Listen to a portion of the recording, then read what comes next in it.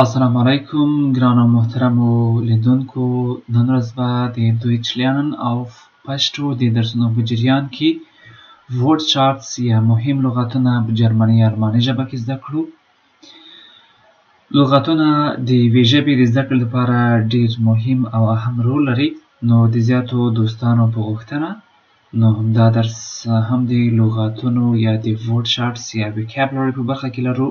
او د یادونې وړ ده که مو چېرته د لغاتونو په اړه باندې تېر درسونه نه وي تعقیب کړي، هغه درسونه نه وي لیدلي، نو د هغو لینک به زه په ډسکرپشن باکس کې درسره شریک کړم، کولی شئ چې هغه د لغاتونو مربوط هغه درسونه هم وګورئ. نو د نن ورځې درس به وي لیکچن 41 یعنې 41 یا 41 درس. په دې درس کې به Wortschatz یا مهم لغاتونه په جرمني یا الماني ژبه کې ولرو، په انګلیش کې ورته Vocabulary ویل کېږي. نو راځئ شروع کوو. همدا درس د ټولو لیولونو لپاره تاسو سره مرسته کوي. نو راځئ شروع کوو. لومړی به دلته په دې چپ کالم کې تاسو ته د دویچ یعنې په جرمني ژبه، ورپسې د پښتو ترجمه، همدارنګه د انګلیش ترانسلیشن یا د انګلیش ترجمه به په دې ښي کالم یا ښي طرف کې وي. نو لومړی auga سترګې ته ویل کېږي، سترګه. همدارنګه دا د انګلیش ترجمه ده auga یعنې سترګه. همدارنګه bauch ګیډ یا نس ته ویل کېږي، دا د انګلیش ترجمه ده. همدارنګه bein زنګون ته ویل کېږي، bein یعنې زنګون، یا هم لیګ په انګلیش کې ورته ویل کېږي. Gesicht یا مخ ته ویل کېږي، مخ ته face په انګلیش کې ورته ویل کېږي. همدارنګه هاغه ویښتانو ته ویل کېږي، ویښتان، یا همدارنګه د انګلیش ترجمه ده. hals غاړې ته ویل کېږي، hals یعنې غاړه.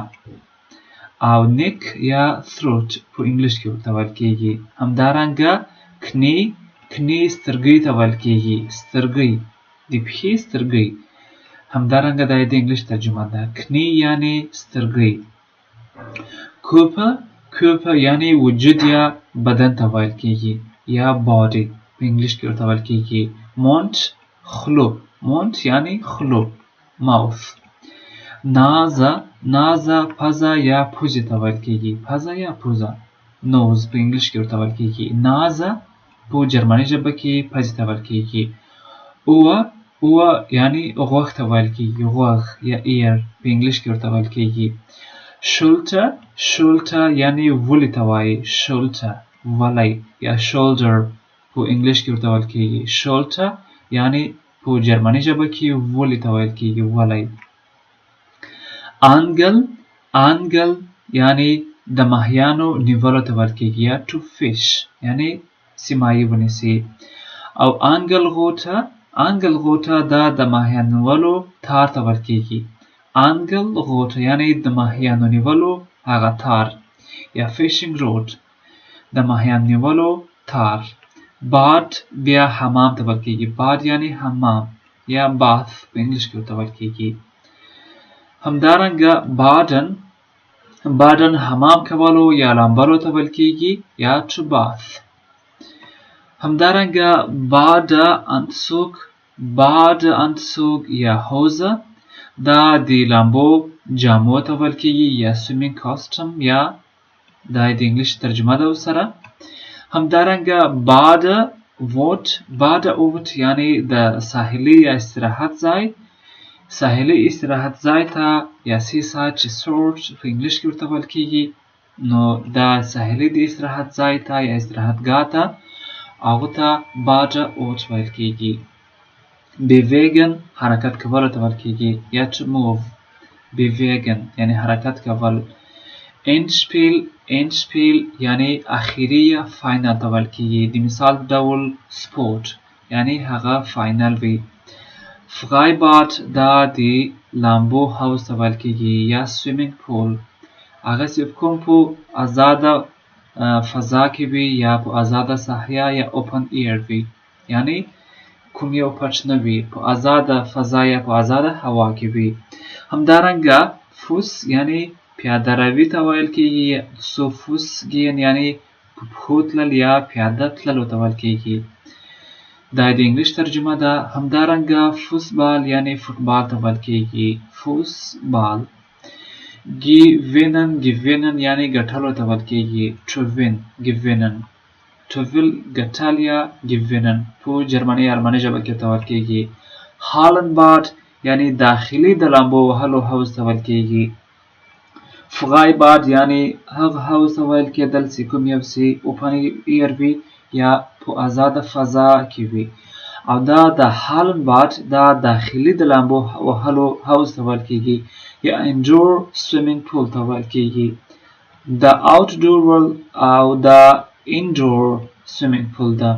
همدارنګه یوګن منډه وهلو ته ویل کیږي یا جاګینګ یوګن یا ټو جاګ یا منډه وهلو ته ویل کیږي. کلیټن یعنی ختلو ته ویل کیږي یو څه ته ختل ټو کلایمب. لافن څه ته ویل کیږي منډه وهلو ته لافن یعنی ټو رن منډه وهل. لایخت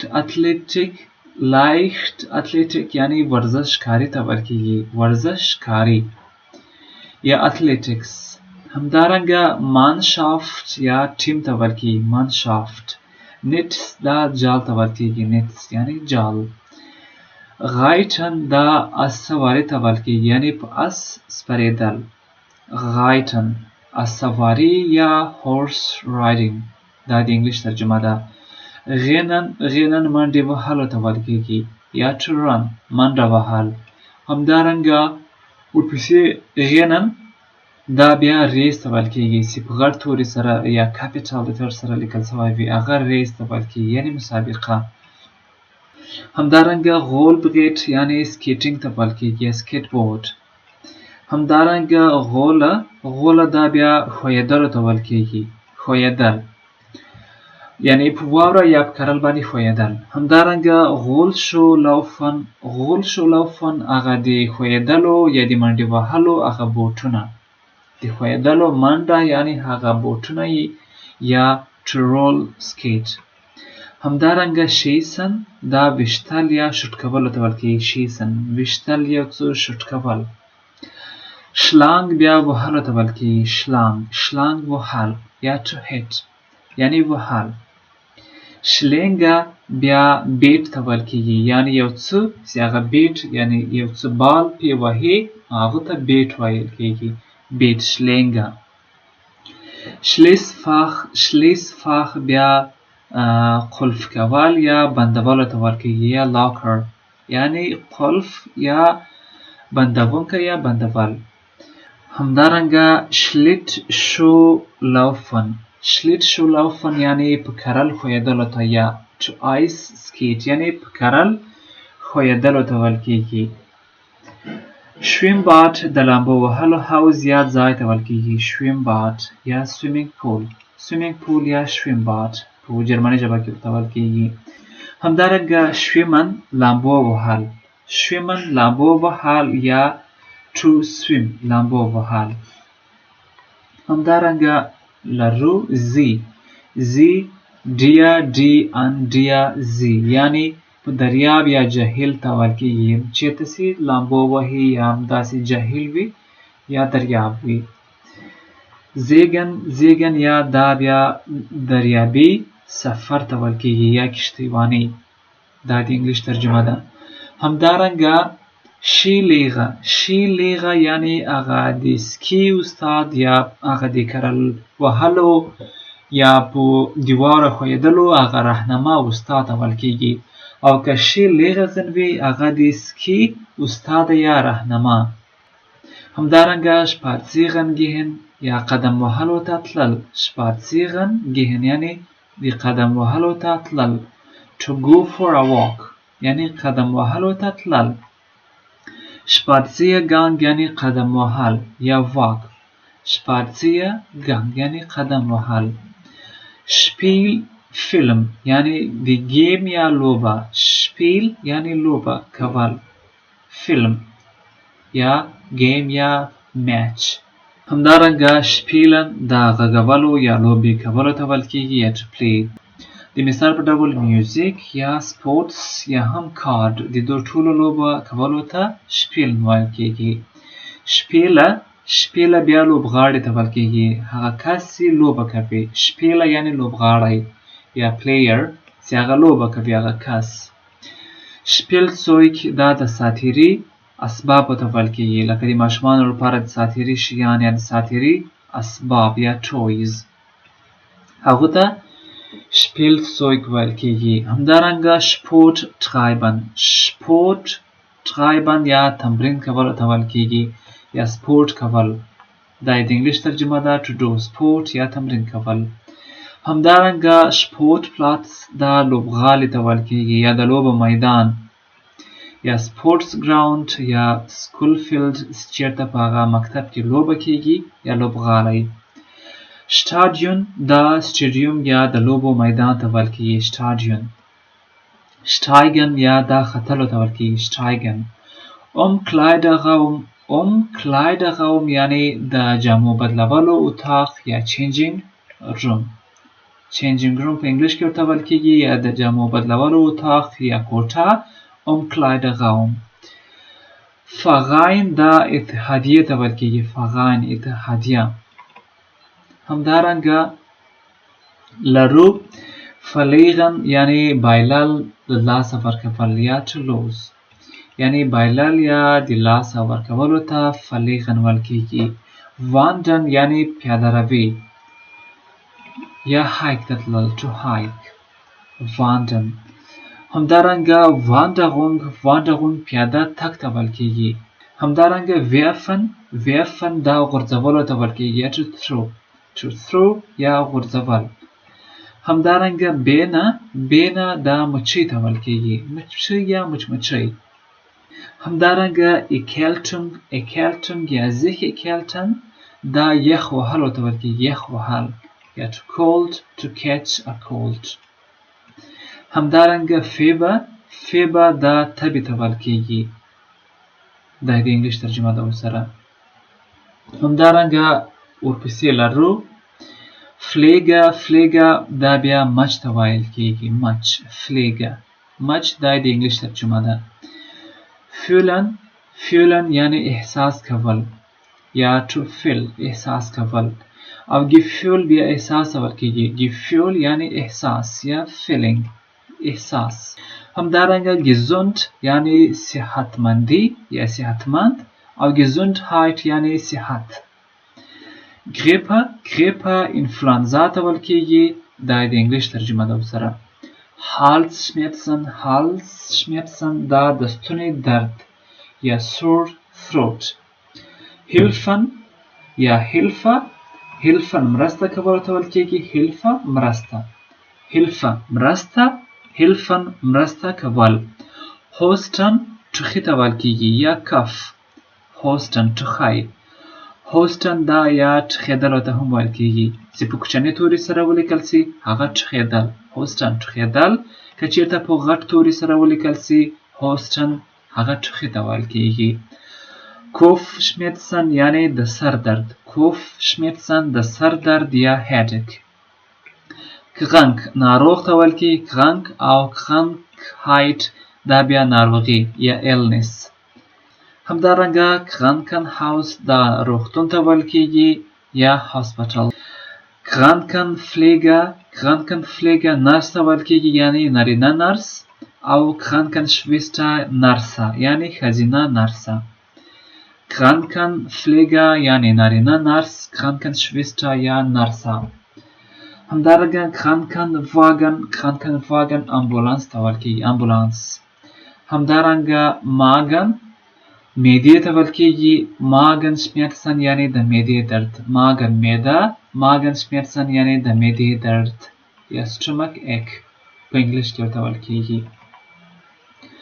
همدارنګه لرو medicamenta دوا ته ویل کیږي یا medicamenta. operation یعنی عملیاتو ته ویل کیږي operation عملیات. patient دا مریض ته ویل کیږي یعنی نارینه مریض patienten یعنی دا ښځینه مریض ته ویل کیږي. recept یعنی پارچه یا prescription یعنی هغه پارچه د دوا لپاره. schmerzen درد ته ویل کیږي یا schmerzhaft یعنی دردناک. schmerzhaft یعنی دردناک. schmerzen درد ته ویل کیږي. schnupfen زکام ته ویل کیږي. schnupfen. همدارنګه sprechen خبرې کولو ته ویل کیږي یا to speak. همدارنګه Sprechstunde دا بیا د عملیاتو وخت یا surgery hours ته ویل کیږي. stechen دا ستنې یا نیش لګولو ته ویل کیږي. ستنه لګول او stich بیا ستنې ته ویل کیږي یا نیش. او ټابلیټه ګولۍ ته ویل کیږي. ګولۍ ټابلیټه یعنی ګولۍ. دا د انګلیش ترجمه ده وسره. همدارنګه unfall ټکر ته ویل کیږي. unfall یعنی ټکر. verletzen sich یا زخمی کېدل ته ویل کیږي یا to injure یعنی زخمی کېدل ټپي کېدل. wehntun یعنی درد کول یا ټپي کېدل ته ویل کیږي یا to hurt. د مثال په ډول my arm hurts یعنی زما مړوند یا لاس درد کوي. wunde زخم ته ویل کیږي. wunde زخم. همدارنګه ځان غاښ ته ویل کیږي. zahnschmerzen یعنی د غاښ درد. zahnschmerzen یعنی د غاښ درد ته ویل کیږي. zahnغاښ schmerzen درد. zahnschmerzen د غاښ درد. همدارنګه zahnarzt یعنی د غاښ د درد ډاکټر. zahnärztin یعنی د غاښ د درد ډاکټره. zahnarzt یعنی د غاښ د درد ډاکټر یا د غاښونو ډاکټر یا zahnärztin یعنی د غاښونو ډاکټره یا ډنټیسټ په انګلیش کې ورته ویل کیږي. zahnbürste د غاښونو بریش. همدارنګه zahnpasta یعنی د غاښونو هغه کریم د پاکولو لپاره یا toothpaste. همدارنګه anfänger شروع کوونکي ته ویل کیږي. anfänger. bluten وینه کولو ته ویل کیږي. وینه کول یا to bleed. همدارنګه blutprobe یعنی د وینې چیک یا چیک اپ کول یا د وینې ټیسټ کول یا blood test په انګلیش کې ورته ویل کیږي. blood test په انګلیش کې ورته ویل کیږي د وینې چیک کول blutprobe. همدارنګه beginnen سوځېدلو ته ویل کیږي. سوځېدل یا to burn سوځېدل. همدارنګه brust سینې ته ویل کیږي یا chest سینه. همدارنګه لرو chirurg یعنی جراح ته ویل کیږي. جراح یا surgeon یا جراح ته ویل کیږي نارینه ته.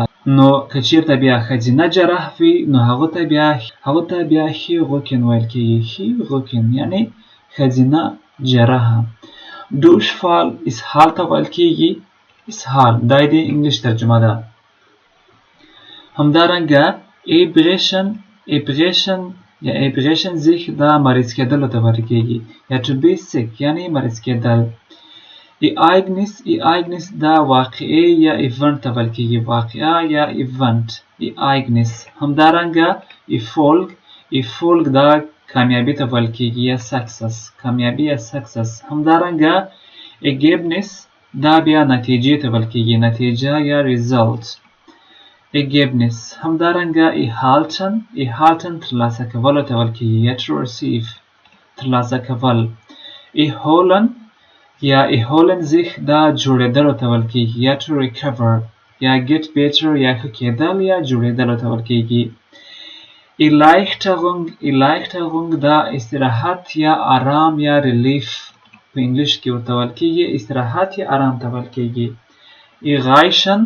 erreichen ترلاسه کول یا رسیدلو ته ویل کیږي یا to reach یا to catch. همدارنګه erste Hilfe یعنی لومړنۍ مرسته یا first aid یا لومړنۍ مرسته یا erste Hilfe. fangen یعنی نیولو ته ویل کیږي یا to catch نیول. gehirn دا دماغ ته ویل کیږي یا brain. geruch بوی ته ویل کیږي. geruch بوی یا smell بوی ته ویل کیږي. geschwollen همدارنګه geschwollen دا پړسېدلو ته ویل کیږي. swollen یعنی پړسېدل. او gips یا verband دا بیا پلستر ته ویل کیږي. پلستر مثلا د چا یو لاس مات سي هغه پلستر کوي. هغه پلستر ته gips یا verband ویل کیږي یا gips verband. همدارنګه لرو handgelenkt مړوند ته ویل کیږي مړوند دا د انګلیش ترجمه ده وسره haut پوستکی ته ویل کیږي یا skin haut یعنی پوستکی یا skin heben اوچتولو یا پورته کولو ته ویل کیږي یا دا د انګلیش ترجمه ده او هوله دا بیا سمڅ ته ویل کیږي یا کیف سمڅه یعنی په غونډۍ یا غره کې یو غار کیندل یا هلته اوسېدلو لپاره یا د بل څه لپاره هغه سمڅه هغو ته هوله ویل کیږي همدارنګه هوستنزافت دا د ټوخي شربت یا د ټوخي بوتل دا د انګلیش ترجمه ده ورسره همدارنګه یاګن دا بیا ښکار کولو ته ویل کیږي یا to hunt یعنی ښکار کول او کین دا زنې ته ویل کیږي یا چین په انګلیش کې ورته ویل کیږي کین یعنی زنې knochen هډوکی دا د انګلیش ترجمه ده همدارنګه لایدن دا ځورېدلو ته ویل کیږي یعنی د یو څه نه اذیت لیدل ځورېدل یا to suffer د یو څه نه د یو درد وي د سر درد وي یا بل مشکل وي نو هغو ته لایدن یعنی ځورېدلو ته ویل کیږي او همدارنګه ماګن فشټیمونګ دا د معدې ناراحتي ته ویل کیږي یعنی د معدې درد وي یا کوم یو د معدې مشکلات لري نو هغو ته ماګن فشټیمونګ ویل کیږي همدارنګه مایسټرشافت یعنی اتلولي ته ویل کیږي مایسټرشافت یعنی اتلولي یا چمپionship چمپیون ته ماسټر ویل کیږي ماسټر چمپیون یا اتل او ماسټرشافت هغه بیا چمپionship یا اتلولي ته ویل کیږي او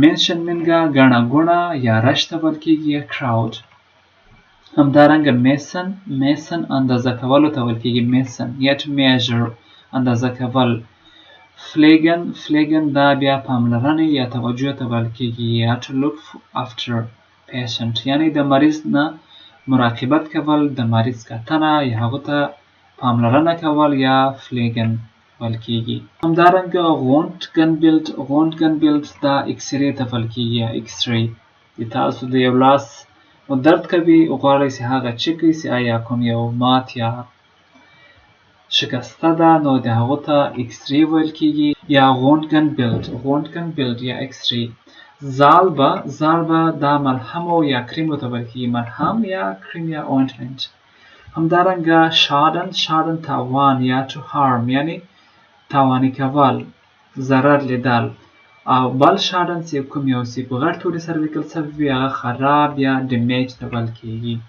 همدارنګه د سبسکرایب برخه کې خپله پوهیږئ چې چینل سبسکرایب مه هیروئ همدارنګه شیډسغیخته دا ریفري یا داور ته ویل کیږي یا په انګلیش کې هم ورته ریفري ویل کیږي نو همدارنګه ورپسې لرو شلوکن دا پړسېدلو ته ویل کیږي شلوکن پړسېدل زیګ بیا ګټلو ته ویل کیږي یا وین یا وکټري یا ګټل همدارنګه زوننشټیخ لمر وهلي ته ویل کیږي لمر وهلی دا د انګلیش ترجمه ده او زوګه دا بیا اندېښنې یا تشویش ته ویل کیږي مثلا sich sorgen machen یعنی خپل ځان ته یو تشویش اچول یا to worry دا د انګلیش ترجمه ده ورسره همدارنګه sorgen für یعنی پاملرنه کول یا to look after یعنی د چا نه مراقبت کول د یو چا پوښتنه کول پاملرنه کول همدارنګه شپیرزه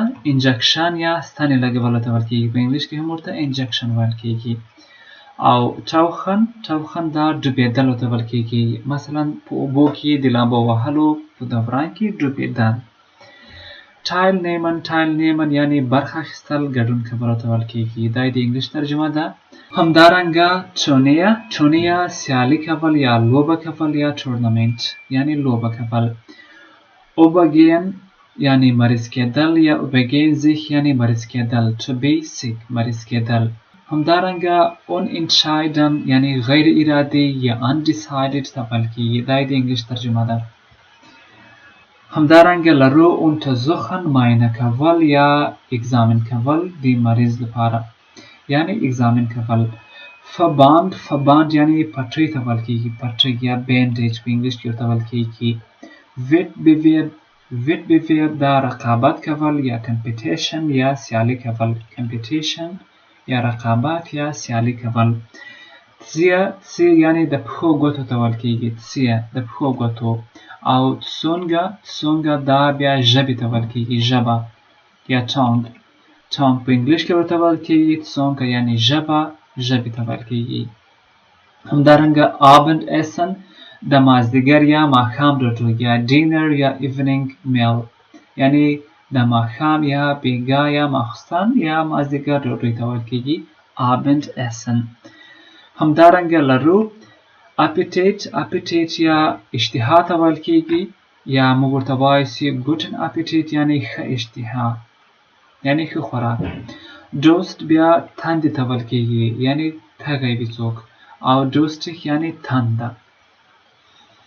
او فلامه اور ته ویل کېږي، اور.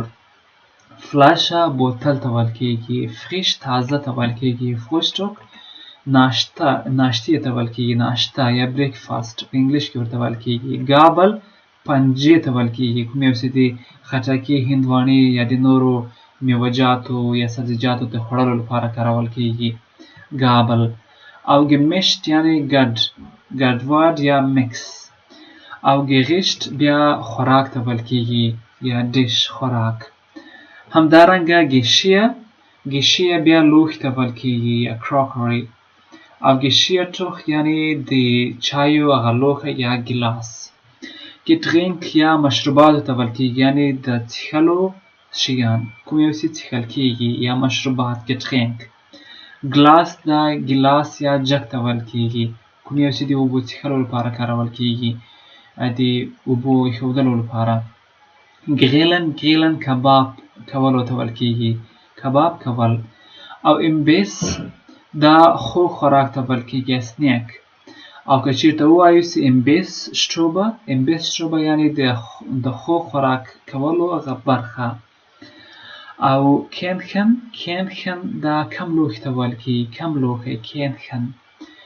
همدارنګه کانتینه دا کانتین ته ویل کېږي، کانتین. مثلا په یو مکتب یا چېرته یو کانتین وي چې هغه ټول څیزونه خرڅوي. کوشه دا اشپزخانې ته ویل کېږي، اشپزخانه یا کچن. او لیکه خوندور یا خوږ یا ډیلیشس ته ویل کېږي. لوفل دا چمچې ته ویل کېږي یا سپون، چمچه. مالزایت یعنی د خوراک وخت، مالزایت یعنی د خوراک وخت. دا د انګلیش ترجمه ده ورسره. همدارنګه لرو میسه چاقو ته ویل کېږي، میسه چاقو یا نایف په انګلیش کې ورته ویل کېږي. او میټاګ ایسن د غرمې مړۍ خوړل یا د غرمې مړۍ ډوډۍ یا لنچ ورته ویل کېږي په انګلیش کې. ناختش دا خواږه خوړل یعنی د مړۍ مثلا د بیګا د مړۍ خوړلو نه وروسته یو څو خواږه توکي خوړلو ته هغه ته ناختش ویل کېږي. شمیکن بیا خوند ته ویل کېږي یا ټو ټیسټ یعنی مزه څکل. شنیل زر ته ویل کېږي یا ژر یا کویک. همدارنګه شنیل امبیس یعنی ژر آماده شوي خواړه، شنیل امبیس یعنی فاست فود رستورانت. فاست فود رستورانت یا ژر آماده شوي خواړه یا هغه ته په جرمني ژبه کې شنیل امبیس ویل کېږي. همدارنګه لرو شوسل یعنی کاسې ته ویل کېږي، کاسه. او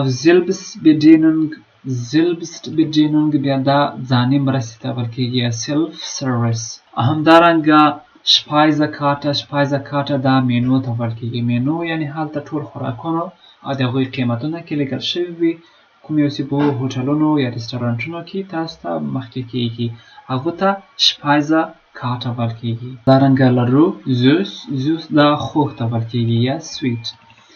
همدارنګه ټاګس کارټه دا ورځنۍ مینو ته ویل کېږي یا مینو د خوراک لپاره هغه ورځنۍ مینو ته ویل کېږي. ټاسه ګیلاس ته ویل کېږي، دا د انګلیش ترجمه ده. همدارنګه ټي کنه یعنی دا چاینکه یا چای جوس ته ویل کېږي، کوم یو چې د چي ایښودلو چي اچولو لپاره کارول کېږي. ټي چې ته ویل کېږي، کنه هماغه چایبر یا چاینکې ته، او ټي کنه دا چای جوس ته ویل کېږي. دا د انګلیش ترجمه ده. همدارنګه ټي چای ته ویل کیږي، کافي د چایو یا د کافي trinken، چای یا کافي trinken څښل. دا د انګلیش ترجمه ده to have afternoon tea or coffee، یعنی د چای یا کافي لرل یعنی څښل. همدارنګه ټیله دا نالبکي یا هغه پلیټ ته ویل کیږي، trinken څښل. او فو شپایزه همدارنګه فو شپایزه دا پیل کوونکی خوراک ته ویل کیږي یا سټارټر.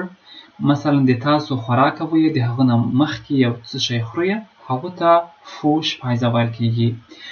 همدارنګه zum mitnehmen دا ټیک اوی یعنی له ځانه سره وړل، هلته په رستورانت کې نه خوړل. مثلا تاسو په رستورانت یا هوټل کې آرډر ورکوئ خوراک ته، خو هغه هلته نه خورئ، له ځانه سره یې وړئ، هغه ته په انګلیش کې ټیک اوی ویل کیږي. په الماني ژبه کې ورته zum mitnehmen، zum mitnehmen یعنی ټیک اوی یعنی له ځانه سره وړل. همدارنګه zum wohl دا خوشحالي ته ویل کیږي، یعنی خوشحالي یا چیرز. مثلا تاسو یو څه شی څښئ د هغو لپاره تاسو وایاست zum wohl یعنی خوشحالي اظهار کول، خوشحالي اظهارول، ښکاره کول. همدارنګه الکول frei، الکول frei یعنی دی الکول فری، یعنی هلته نن الکولیک ده او یعنی الکول نه لري، د الکولو نه بغیر. او بیر ته ویل کیږي، بیا یعنی بیر. کولا یعنی کوک. همدارنګه فروشت زافت یعنی د میوو یا د میوې جوس ته ویل کیږي یا فروت جوس، د میوې جوس فروشت زافت. کافی کنه یعنی د کافی لوښی، هلته یعنی چای جوش رقم ولی هلته کافی وي پکې. او لیموناده د لیمو شربت، لیموناده د لیمو شربت. ملش شیدو ته ویل کیږي، شیدې یا ملک په انګلیش کې ورته ویل کیږي. زافت جوس. واسه اوبو ته ویل کیږي، trink یعنی د څښونکي اوبو، امینغال یعنی منرالي اوبو یا معدني اوبو. همدارنګه واین شراب ته ویل کیږي، غوټ واین یعنی سره شراب، وایس واین یعنی سپین شراب. اناناس ته ویل کیږي، دا د انګلیش ترجمه ده. او افل مڼې ته ویل کیږي، افل مڼه. همدارنګه افل زینه یعنی نارنج ته ویل کیږي، اورنج انګلیش کې ورته ویل کیږي. اپریکوزه دا زردالو ته ویل کیږي، زردالو یا اپریکوټ په انګلیش کې ورته ویل کیږي. بیانه دا ناک ته ویل کیږي، ناک بیانه ناک. او بلومن کول دا ګلپي یا ګوبي ته ویل کیږي، دا انګلیش ترجمه ده بلومن کول. او بونن دا لوبیا ته ویل کیږي یا بینس په انګلیش کې ورته ویل کیږي. بغاتن دا پخې شوی ته ویل کیږي، بغاتن یعنی پخه شوی غوښه یا پخه شوی. همدارنګه په کوچنۍ توري سره لیکل شوی هغه بغاتن دا پخولو ته ویل کیږي، پخولو ته. همدارنګه بغات کټوفن یعنی پخ شوی کچالو، هم هغه ته بغات فن هم ویل کیږي یعنی پخ شوی کچالو. بغات کټوفن یعنی پخ شوی کچالو.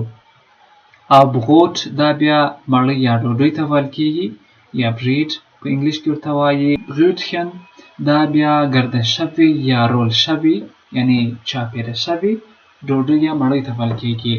او بوټه بغوت دا سندویچ ته ویل کیږي یا د کوچو مړی یا سندویچ ته ویل کیږي. بوټه بغوت مړی ته ویل کیږي یا ډوډۍ، بوټه کوچو ته ویل کیږي. همدارنګه چپس یا کټوفل شیپس دا بیا چپس ته ویل کیږي، کټوفل شیپس یا چپس ورته ویل کیږي. کورنفلیکس دا بیا جوار ته ویل کیږي، جوار. همدارنګه آی دا بیا هګۍ ته ویل کیږي یا ایگ. همدارنګه آیس کریم ته ویل کیږي، آیس بیشه یعنی د ایسکریم لوښی یا هغه کسی ایسکریم وي. همدارنګه ایبزن دا چڼو ډال یا مټر ته ویل کیږي، ایبزن چڼې ډال یا مټر. همدارنګه اید بیغه ځمکني توتو ته ویل کیږي، اید بیغه. همدارنګه دا بیا ایسیک سرکې ته ویل کیږي یا وینیګر په انګلیش کې ورته ویل کیږي، ایسیک سرکه. فلایش غوښه ته ویل کیږي، فلایش غوښه. ګانس بیا بت ته ویل کیږي، یعنی یو مرغه ده ګانس بته. همدارنګه gekochtes Ei دا بیا ایشول شوی هګیو ته ویل کیږي، ایشول شوی هګۍ یا boiled egg. یا موږ وایو ein gekochtes Ei یعنی ایشول شوی هګۍ. او Gemüse بیا سبزی یا vegetables ته ویل کیږي. Gemüse یعنی سبزی. همدارنګه gewürz دا مصالې ته ویل کیږي، د خوراک لپاره هغه مصاله. او Gurke دا بیا بادرنګ ته ویل کیږي، د انګلیش ترجمه ده. Hähnchen یعنی چرګ ته ویل کیږي، چرګ یا chicken.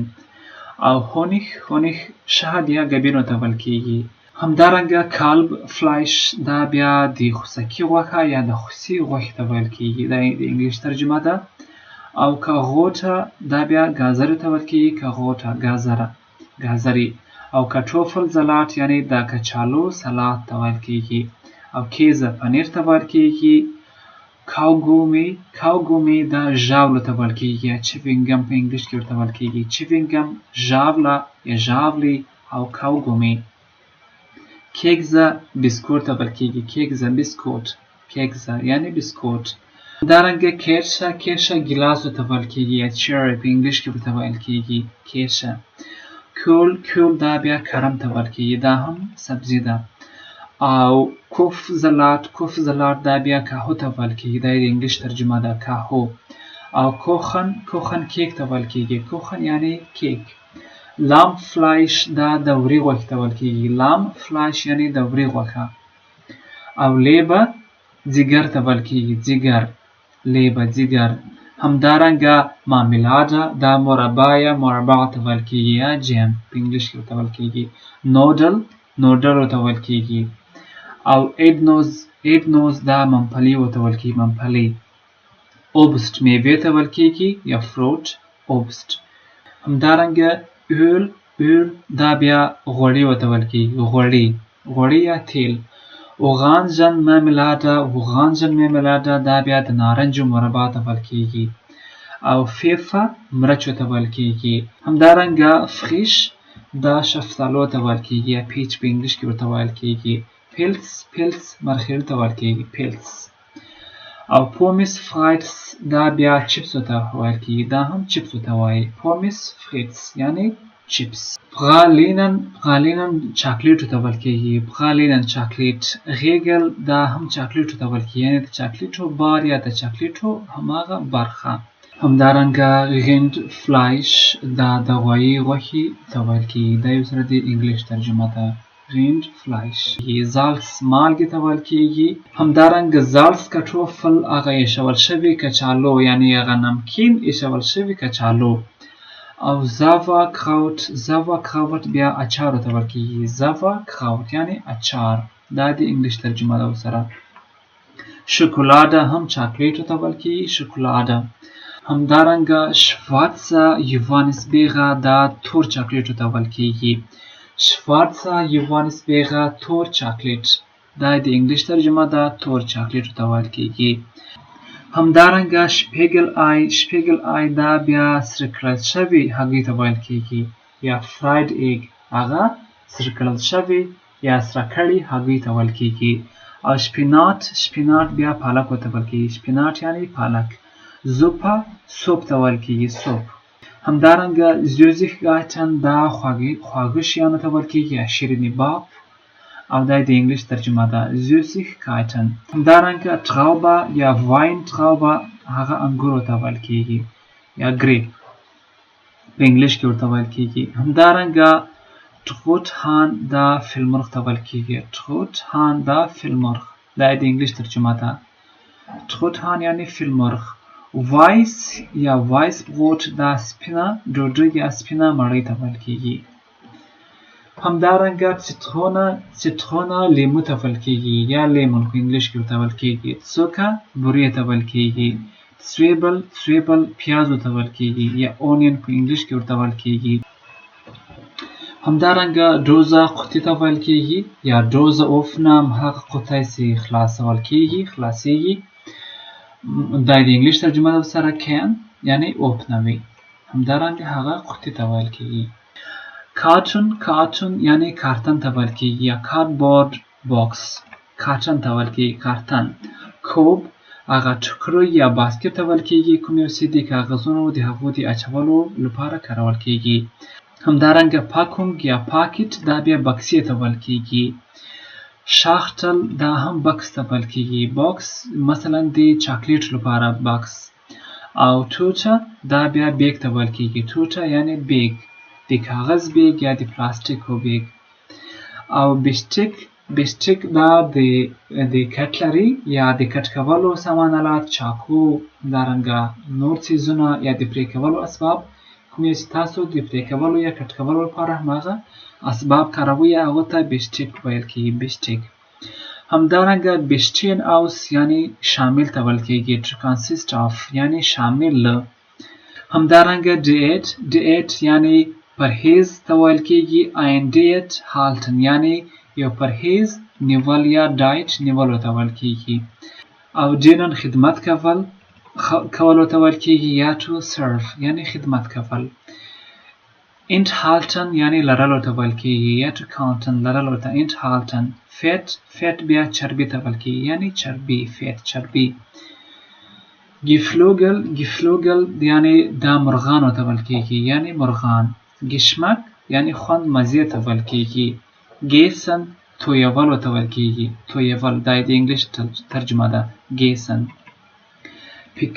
پیکانت یا دا تریخ یا سپایس ته ویل کیږي خوبیغن کوشش کولو ته ویل کیږي یا try out او غیخن بویولو ته ویل کیږي یا to smell یعنی بویول ذات مول یا ډک ته ویل کیږي همدارنګه شیلن سپینولو ته ویل کیږي مثلا کچالو یا همر څه هغه ته شیلن وي همدارنګه ویګیټاریا سبزی خور ته ویل کیږي هغه نارینه چې سبزی خوري ویګیټاریا که چیرته هغه بیا ښځه وي هغه بیا ویګیټاریان ده ویګیټاریان یعنی ښځینه سبزي خوړونکي همدارنګه فپاکونګ هغه بسته‌بندي ته ویل کیږي یعنی پیک کول بسته‌بندي کول نو دا و په جرمني الماني ژبه کې مهم لغاتونه یا ورډ یا هم vocabulary نو ډیر مهم درس ته د ټولو لیولونو او د جرمني ژبې د زده کړې لپاره تاسو سره